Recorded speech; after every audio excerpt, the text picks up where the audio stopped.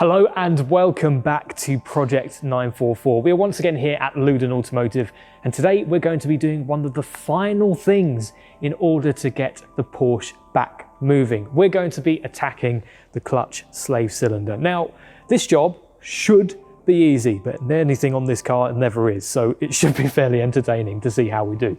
We're not going to be changing the fluid this episode because we're going to be doing that in our big kind of 944 service video, which should be like the last hurrah, then the engine will turn on, happy days, should be drivable. So we won't be doing that today, we're just going to focus on purely the part because no doubt it will go wrong and things will take a while. So let's get into it.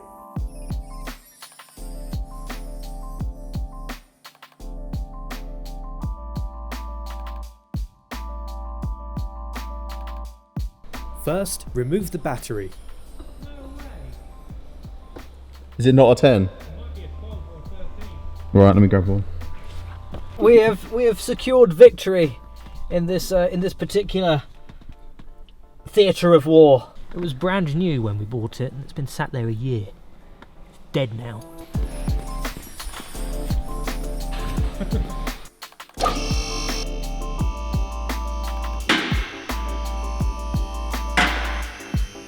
Clutch slave cylinder. The first thing we've actually got to do is get the starter motor off and see if I can zoom in. Oh, I've just hit the microphone on the top there, so you probably heard that.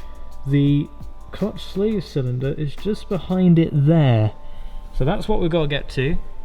This will be coming off, and that's the brand new one. Let me go super zoom. Very nice. Yeah, do it like they do on the TV. Yeah, do that. Whoa. Wow, brand new.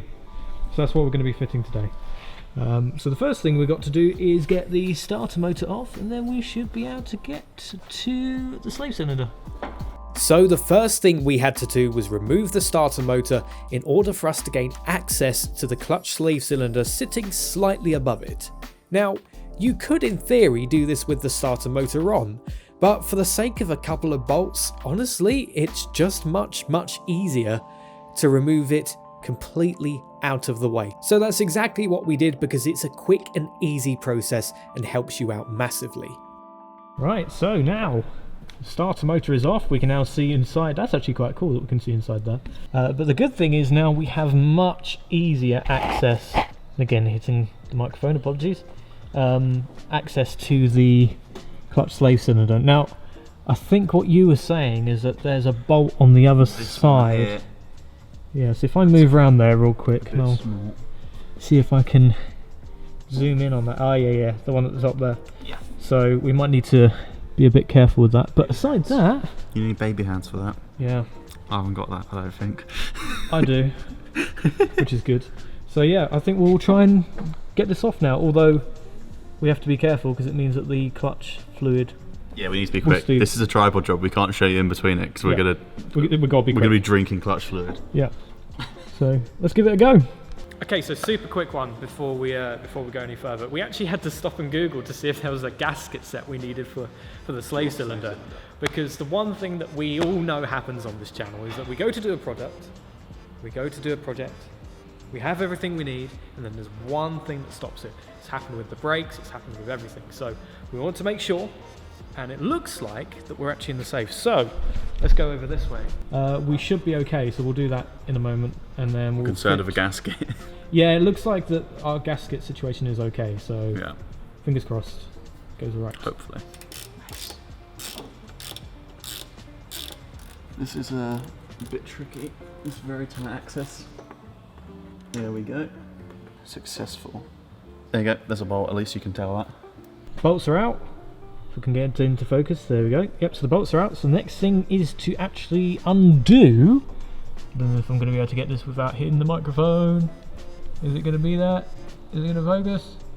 That pipe from the underside of the clutch slave cylinder.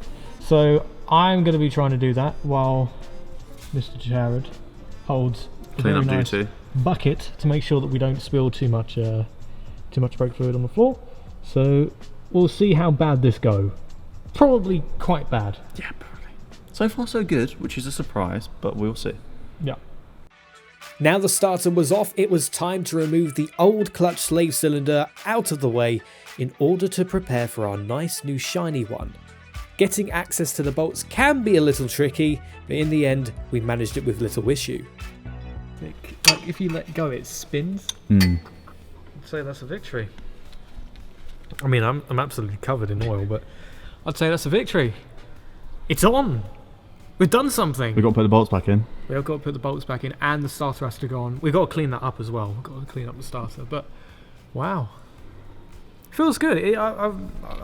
It's an odd one because we came into this pretty much basic mechanic knowledge.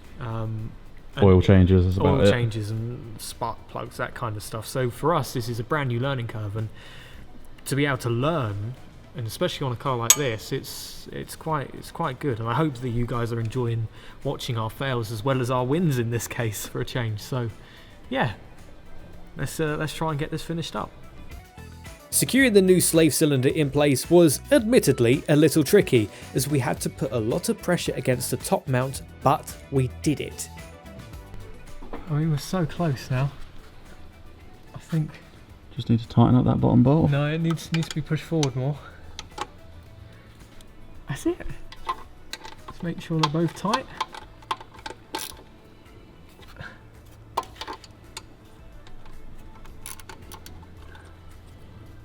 Done. Have we just replaced the clutch slave cylinder? We've done something. I don't need After Effects with those. Okay, so yeah, it's done. What I'm going to do is I'm actually going to make sure that the pipe itself is just tight enough, because obviously we've been playing around with it. But it's done. It's on. It's on. We've done it. Another one for the board. Woo! Board. That'll do.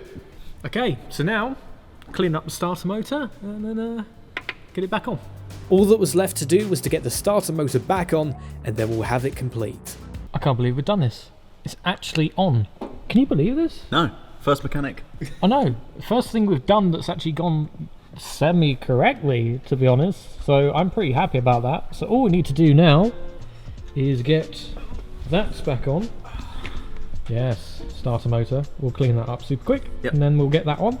And then it should be done, I think. Yeah. Exchange. Hopefully. Yep. Finally, it was time to apply the old starter motor back onto the car. All in all, I think this has been most likely the smoothest sailing part we've actually replaced so far. Naturally, with anything fluid related, you should ideally bleed the system of air. In our case, we are replacing it soon anyway, so this isn't an issue for us. So that is it for today's episode of Project 944. Things couldn't have gone any better. There were some struggles, of course. Naturally, being an old component, it was quite difficult to get off. But ultimately, we succeeded. And to be honest, it feels amazing because this is the first time we haven't had any external help changing a component. So it feels pretty good, as you can imagine. Once again, thank you to LUDEN Automotive for hosting us. And if you have any ideas in which we should do to the Porsche 944, drop them down in the comment section below. Also, polite reminder, we have a podcast. Link will be in the description to that if you fancy a listen. Anyway, guys, take care. We'll catch you next time.